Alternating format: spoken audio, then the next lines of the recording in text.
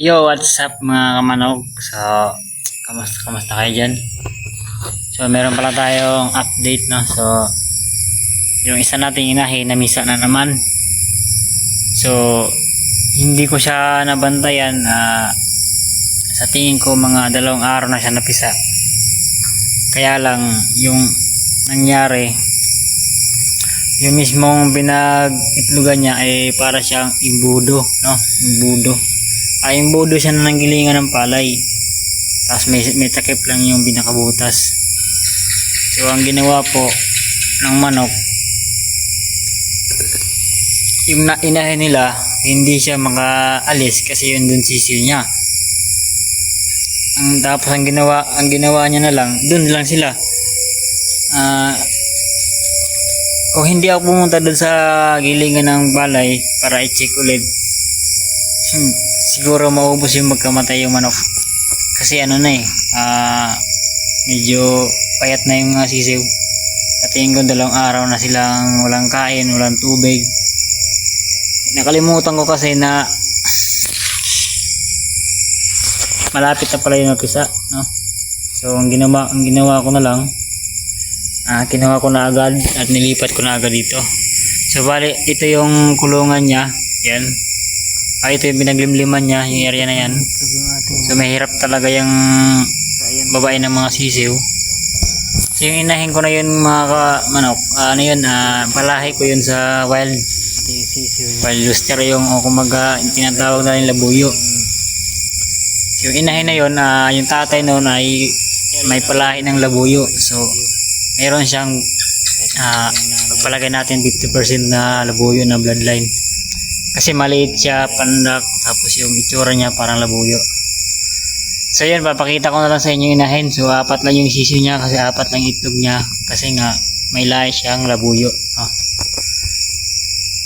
So yun, pakita ko na lang. Nga tayo sa ating kulungan ng manok.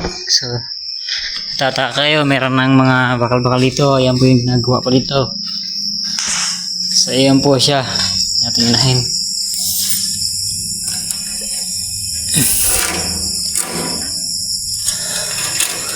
Sobrang naawa talaga ako dito guys kasi sobrang papayat na ng mga sisiw. Hindi ko talaga sila napansin. Ayan po natin inahin, no? Yung kulay niya, yung itsura niya, tinan mo yung kulay niya, itsura niya. Yan po yung itsura ng mga labuyo guys. Tapos yung balahibo niya yung ganito. Ito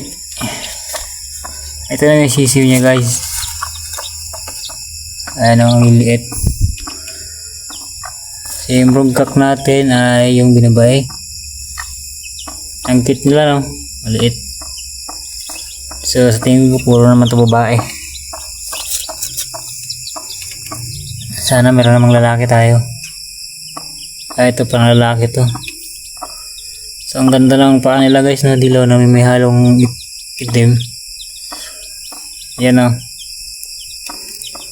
So yan guys, yun po yung pagkain na nila. At ito po yung gamot na binigay ko agad sa kanila, antibacteria. Antibacterial agad. Kasi nga sisiw pa sila at expose sila sa dumi. So ito yung tingnan mo guys, yung pakpak nila. Kakakuha ko lang yan kanina pero tingnan mo yung pakpak nila. Ang haba na. So hindi ko kasi napansin agad na nagpisa na pala ito. Kawawa naman to sila. Alam mo ba yung shell nila guys, ubos na, wala na yung pinagpisaan nila ng itlog. Wala na. So 2 puti at 2 itim yung anak nito guys. Asa yung isa? Ito. So ito yung tatay nito, yung broodcock na natin, yung binabae. So ayan, no? Kakaiba rin ang ito. Parang iisa lang yata yung lalaki guys. Hindi mo ang liliit nila, no? Kasi palagi kasi na alabuyo yan. Tingnan mo yung inahin ko. So 2 itim at 2. At tingin ko talisayin yan kasi yung nanay nito ay talisayin. So may bloodline siya ng talisayin. Baka mamana ng anak niya. So nakita niyo naman, oh. Dalawang itim at dalawang talisayin yan.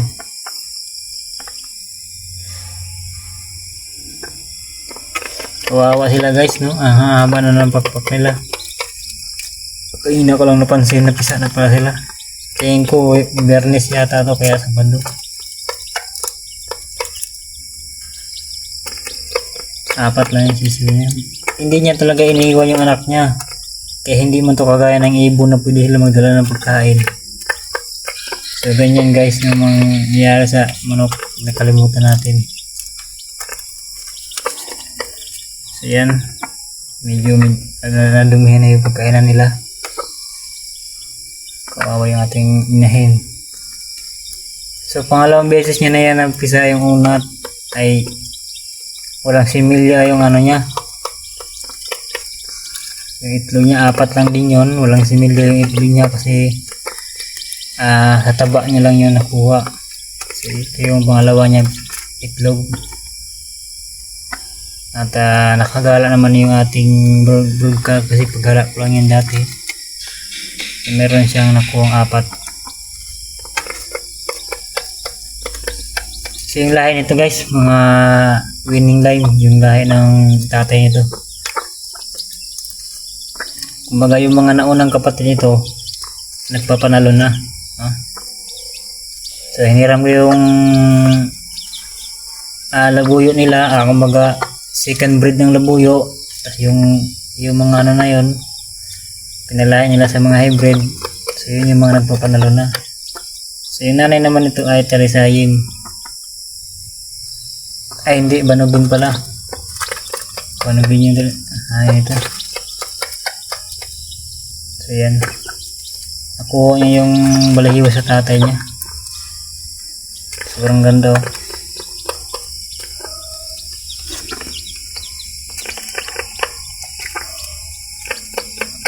Nag-iisa lang to siya mga kamanok, no? Nag-iisa lang yan na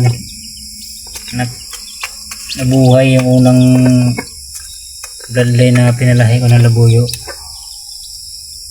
So yan lang yung nabuhay. So hindi ko na siya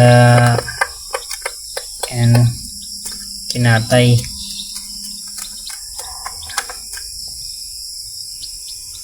So yan, dito ka na muna at yun lang muna, no? At syempre mga kamanok, mga kabinabaya dyan, kung yan po ay mga binabaya, swerte tayo, no? Syempre binabaya yung tatay niyan. So sana magkaroon ng binabaya. So yan po yung ating mga sisiyo. Apat lang po yan. Wala nang problema yan. Hindi naman tayo maano dyan kasi yung bloodline lang ng labuyo yung gusto ko makuha dyan. Sana may lalaki. Ayun, at yun lang muna.